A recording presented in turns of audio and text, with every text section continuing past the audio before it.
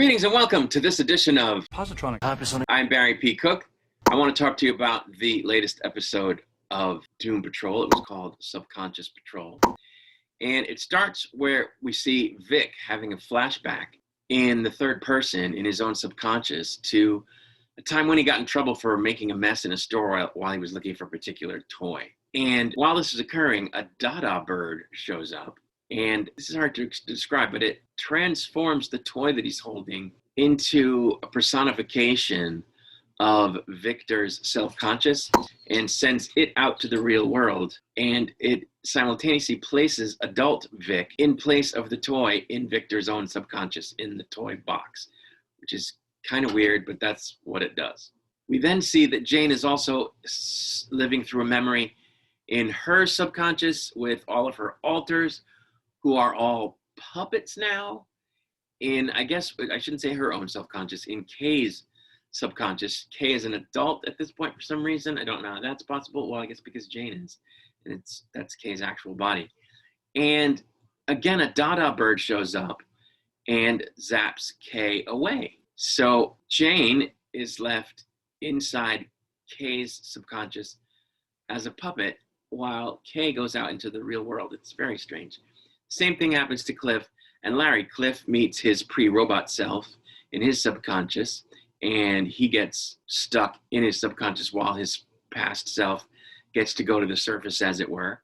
And the same thing happens to Larry. He meets himself in a memory, and his former self is zapped out into the real world. They all wind up together in the conscious world, and Rita is there, and she explains that they're avatars of the hidden shame of the Doom Patrol members, who are there so that their cards will be on the table versus hidden, as will the rest of humanity's once the flagellation is fully carried out, while their conscious selves are trapped in their memories where they'll confront their shame, which, okay, whatever. She further explains that Madame Rouge switched teams in 1949 from Dada to the Brotherhood of Evil after being fired so that she could ruin Niles' legacy, which I guess is the patrol itself. And Rita also explains that she herself wants revenge for the death of her friend. So now we see that in 1979, Rita confronted Rouge about what she'd done to the whole Sisterhood of Dada and to all the metas as well that she had labeled as weapons.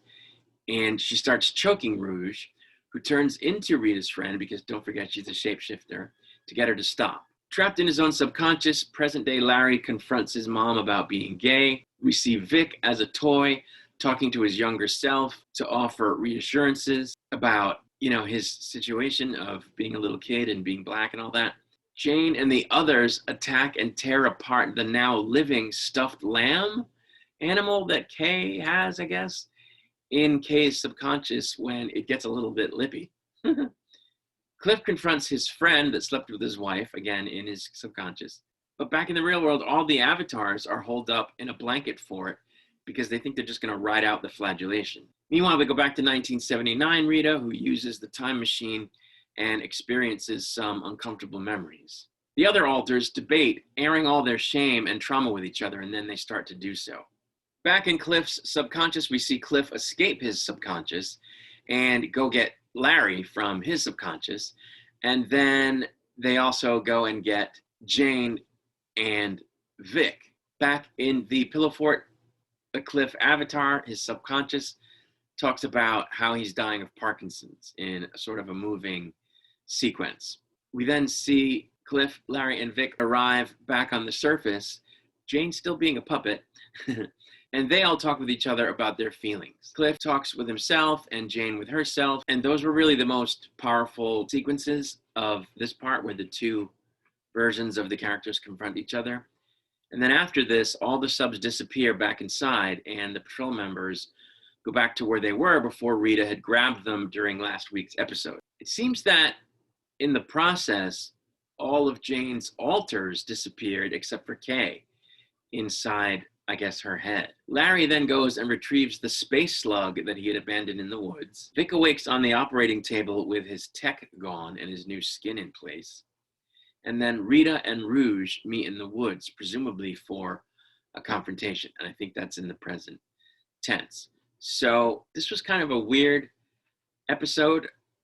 I find that I'm not liking this season as much as I liked the prior two seasons. It doesn't really seem clear what's going on exactly.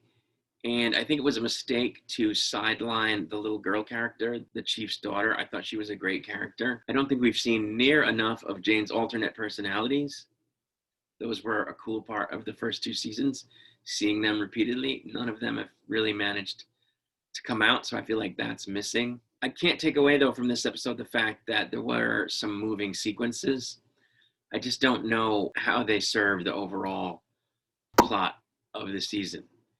And, as I said during my review of the last episode, I don't care at all about Vic. I think that character's horrible and a complete waste of time every time they focus on him. So I don't care about that at all. Another thing we haven't really seen is Rita use her abilities. Rita was using her abilities all the time in the previous episode, previous seasons rather. We're not seeing that at all. So, it's not the same show to me. Larry doesn't have Negative Man anymore, so we're not seeing that either. It's like it's a completely different show, and there's an awful lot of talking. So, which normally I don't mind, but like they're not. I don't feel like they're doing anything, and I don't really understand this whole last flagellation or this great flagellation thing. I'm not really getting it. So, I don't know. This was kind of a lackluster episode for me. Hopefully before it wraps up, it will get a little better. We'll have to see. I'll be back with a review of the next episode. Until then, my friends, as always, I wish you peace and long life.